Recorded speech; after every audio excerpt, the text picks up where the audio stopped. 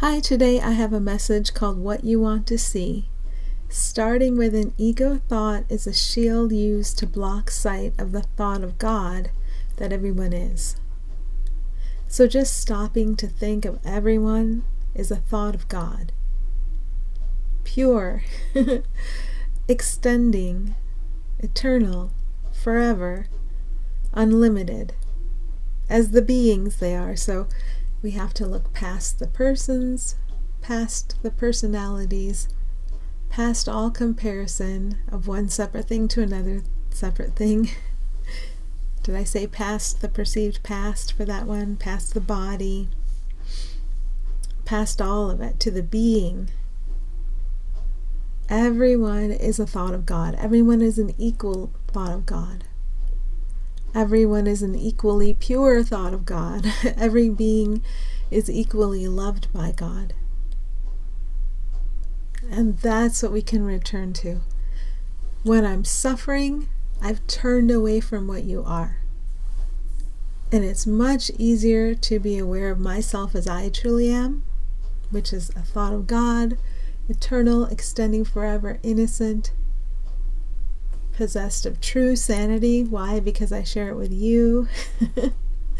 Held in truth, trust, love, joy forever.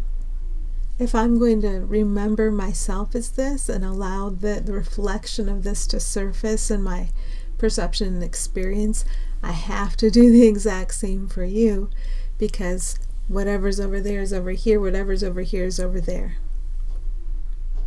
And so the reorienting that can happen today is if I think of you in any way that has any hiccup in it, it helps to stop.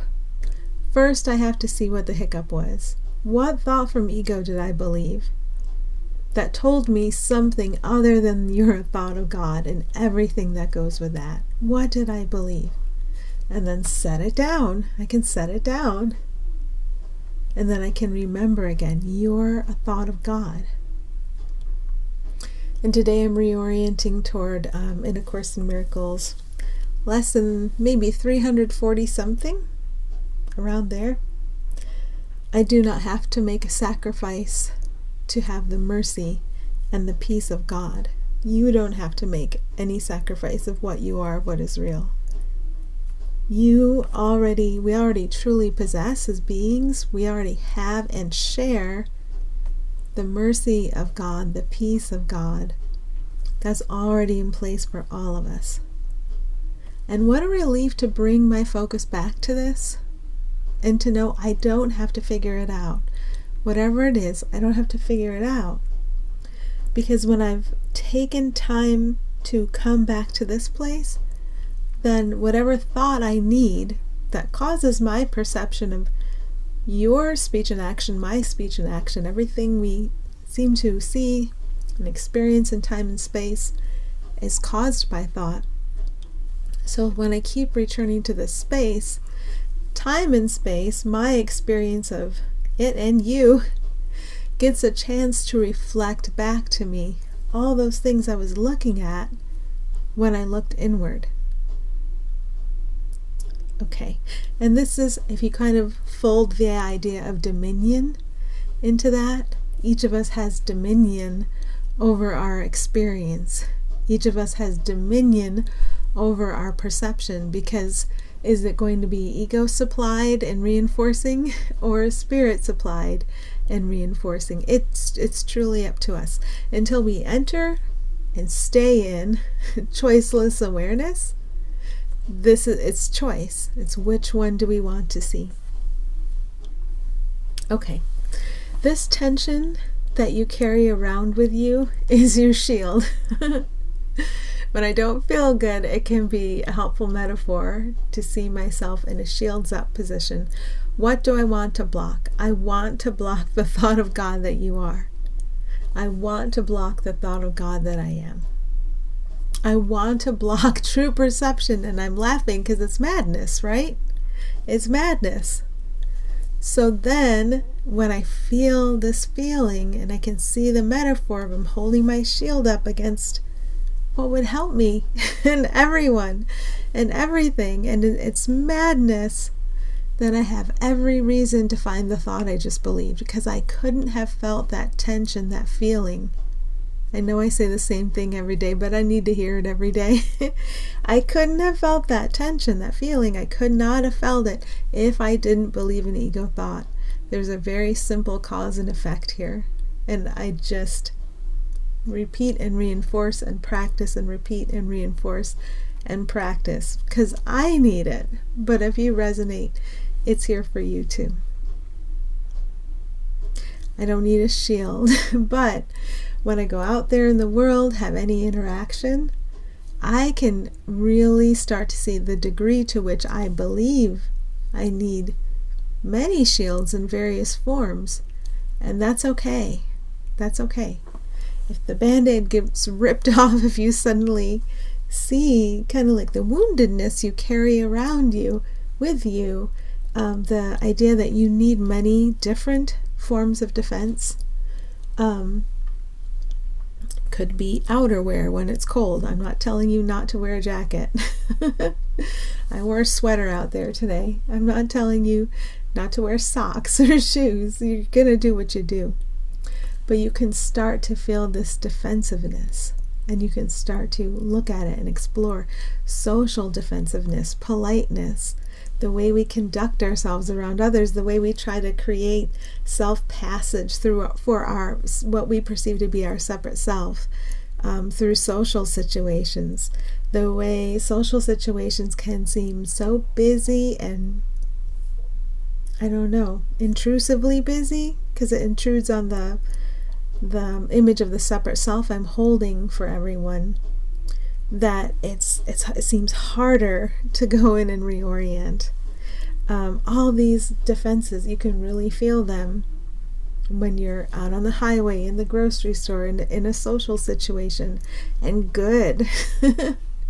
If you can feel them, good, because you can help me. You can go to work on them. And again, I acknowledge it seems much easier to go to work on them sitting at home than it does in the grocery store.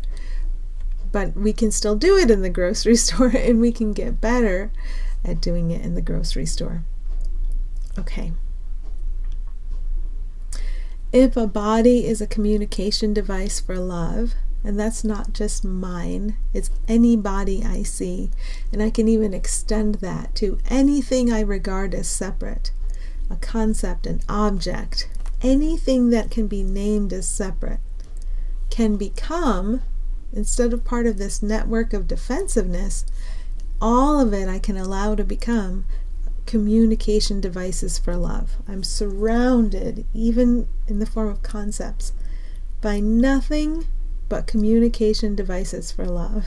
And we'll just start there, right? And then as we walk through our day, we can see where we're denying that, and we can find the exact precise thought that denies it, and we can consciously set it down. I do not have to make a sacrifice of what you truly are. I don't have to sacrifice that to have the mercy and the peace of God. In fact, I need to acknowledge what you truly are, not your surface, not your personhood, not your past, nothing you appear to be doing right now with any positive or negative value. But the mercy and the peace of God belong to me and you together. Okay. So if a body is a communication device for love, then what is the purpose of all those other bodies out there? You can decide, I can decide. Am I willing to see your beauty today? Whoever you are, if I seem to meet you in person, if I seem to bump into you, if I seem to only think of you, if I see you on social media, on TV, what's the purpose of all those other bodies out there? The illusion was originally invented so all these marionettes could enact conflict and strife and prove it to be real. But now that we've changed our minds, well, how are all the knowing you're not a body, and knowing you have dominion over your experience, then how are all the other ones we call bodies, going to be used today as instruments for love too, knowing full well they're loved, loved and loving as beings, because there's kind of an override. We're not taking anybody's individual will away, because the individual will is the illusion. That's the illusion of strife. I want to see will against will. But the reality of all of us is a shared will, divine will. And by focusing on the truth of that in any mind, I'm talking about things that seem much bigger and further along than my time and space experience right now. But as I talk about them, little aspects of them I have experienced, and I'm right in the middle of learning it. So when I'm talking about something, like the thing I'm about to talk about, I wouldn't say to myself, Julie knows how to do this. No, I would say, Julie's just coming into focus about how this works and is willing to go along with it. That's where I find myself in this experience. Okay, so that being said, knowing that the true will of everyone is our shared will, our divine will, it's like flipping on a light switch in their mind. And you don't override who they are when the light shines into their mind in appreciation and gratitude for the being they are. And yeah, we communicate mind to mind. Yes, of course we do. Yes, of course we do. So it's not a violation of anyone's autonomy to shine light into their mind when you stop and think about them. And honestly, I find it so much easier to do the work in long distance thought and not be in someone's physical presence. Honestly, it's really so much easier to do it just only in mind.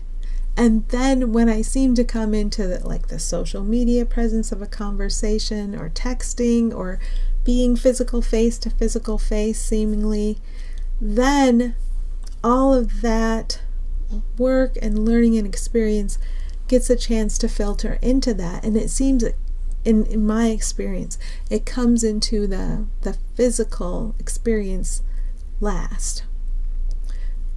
And it can be so small, but it feels so right and so natural, just like having seemingly accidental eye contact with someone, just like sharing a smile that was completely involuntary. Over nothing. You don't know each other. With the ones we know, we have a lot of patterns built up. And that's fine. These are wonderful lessons to be learning with each other. With the ones we don't know, we think we don't know them. Spirit can do some interesting things. And I don't have any great stories to tell you. Just little sparkles and glimmers of, oh, kind of like, I guess we're not all so grim, or I guess people aren't scary, or it's like a very slow waking up in my experience. It's not an over the top, look how I influenced this one, or look how they influenced me. It's honestly just a very slow, natural, little glimmers of recognition. Okay. And I think, your mileage may vary, but to go into the mind and to acknowledge the thoughts we believe and to do this kind of work, we get so used to going inward and really examining, and then we stop valuing the things of this world and we might disengage, right?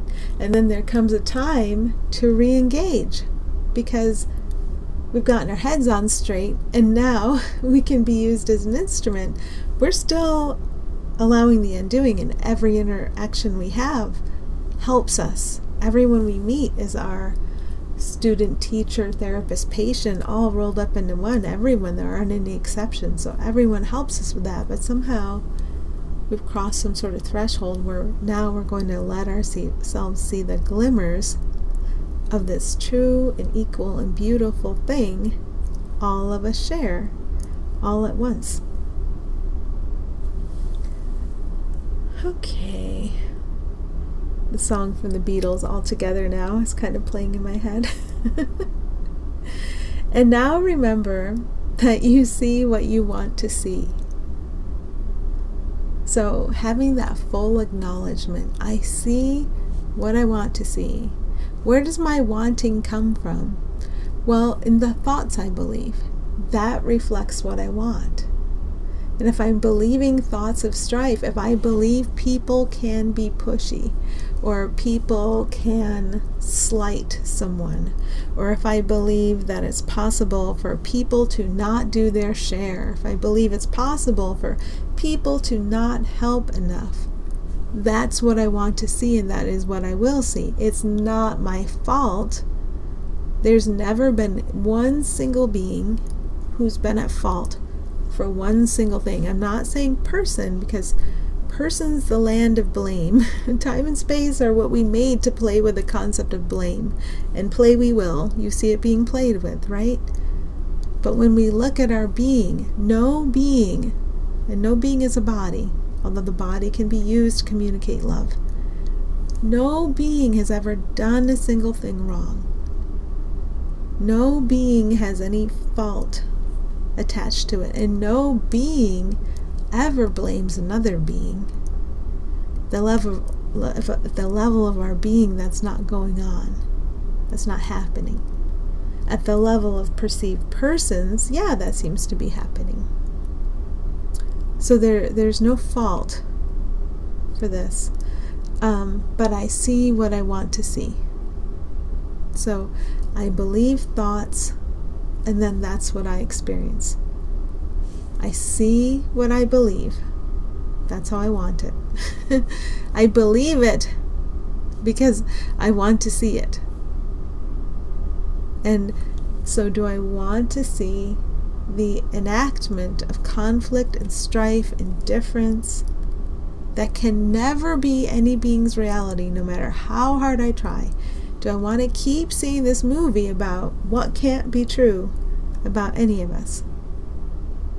Or do I want to allow the reversal to come online for all of us, that's finally honest with us about who and what all of us are together, who we've always been, who we always will be, how this works, a clear reflection of our shared holiness? Am I willing to allow that to come online? Wouldn't I be crazy to not allow a reflection of our clear reflection, a beautiful reflection of our shared, beautiful, blossoming holiness to come online? Yeah. So when I go in and reorient, I do not have to make a sacrifice to have the mercy and the peace of God. I can allow the mercy and peace of God to show up in the mirrors that we all are, that everything is in this world. I can allow that because the only reason I'm that powerful, and I haven't allowed it yet because we wouldn't be having this conversation, but the only reason I'm this powerful is because you are. So talking in this way helps me relax into the level where I do allow it, where I do allow myself to see you as you always have been, as the perfection you always will be. And then remember myself is the same, because of course, mirror, you see in the mirror what you are. Okay, when you notice a feeling of tension, you get to witness to what you want more than peace. So that can be a fun game to play. A Course in Miracles says salvation is like a game that happy children play. And the more I go along, I won't lie to you, sometimes I feel terrible. And when a new layer of my defensiveness that I didn't want to let surface yesterday, when that surfaces, I kept covering it up yesterday, I wouldn't let it up. But when it surfaces today, ow, and ugh, and gross, it's like terrible. It feels awful, but it feels a little bit more like You know that game you play with jelly bellies, those jelly beans, Bean Boozled? And so, the jelly bean you eat, it's either going to taste like snot or like pear, but they have the exact same appearance. It's kind of like playing that game now. When you get the snot flavored jelly bean, you're laughing. And then, it's a game of opposites. But the opposites we made in time and space and that we want to experience, they get used in the process of freeing us all from the perceived and experienced limitations of those opposites.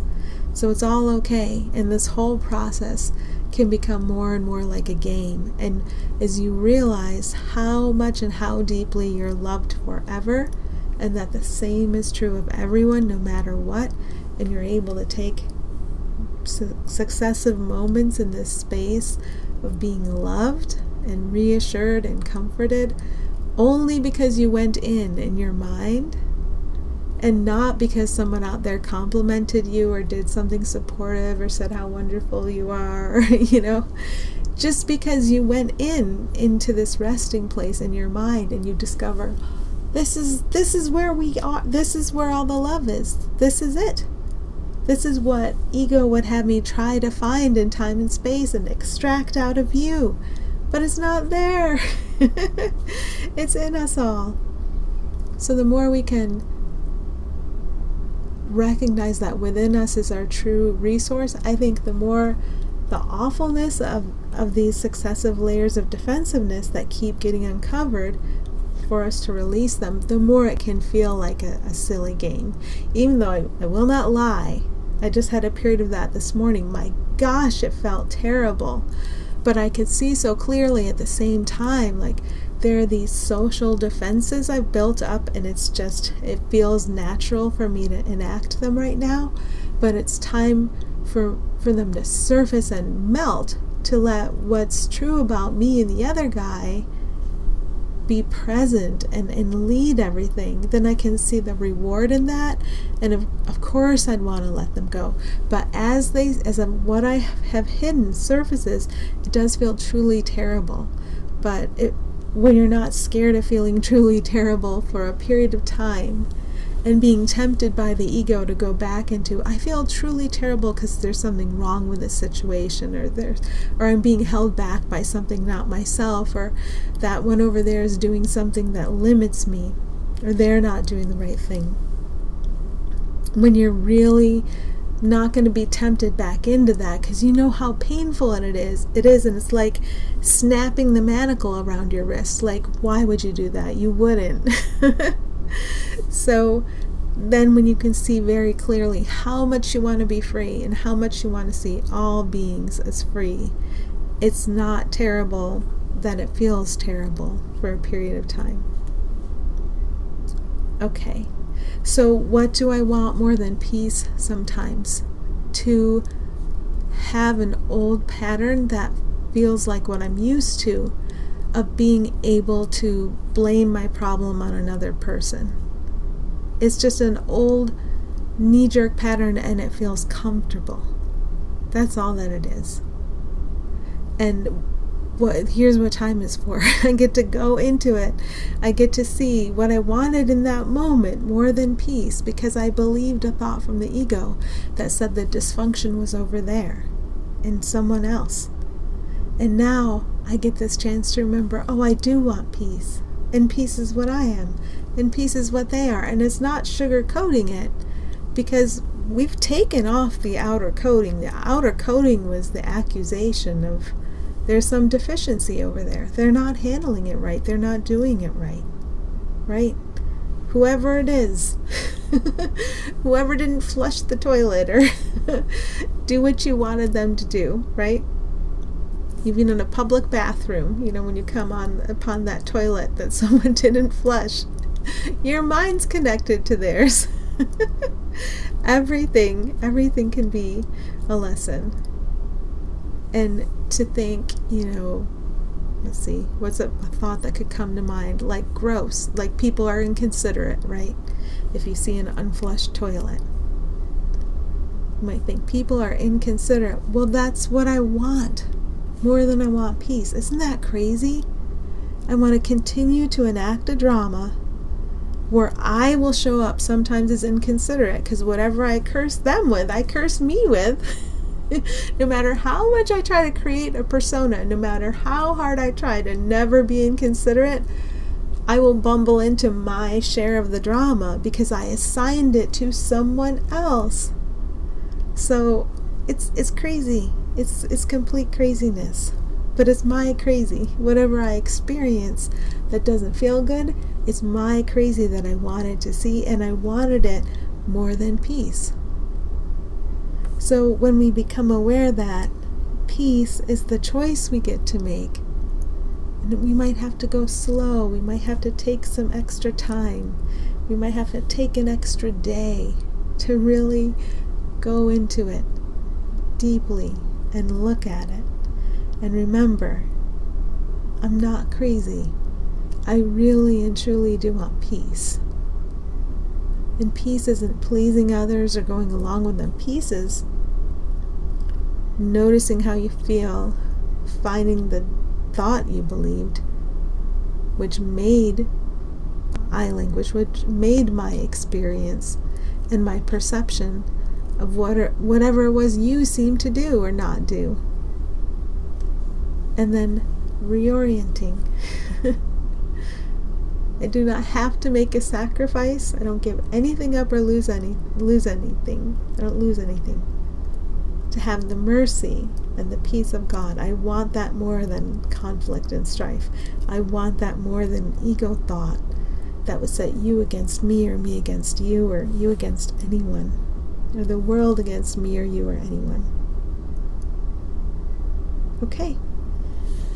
So that's our opportunity. These are all the layers we can allow to emerge and melt. And this is all the sharing we can do of the blessing that's here for all of us, mind to mind. This is the light we can shine into every mind, and we can be open to the light of every mind shining into ours, because we all have the same light. And now, what do we want to see? We want to see peace. And since peace is what you are, and peace is what I am, and we're joined by peace, that shouldn't be hard to do. Okay, thank you.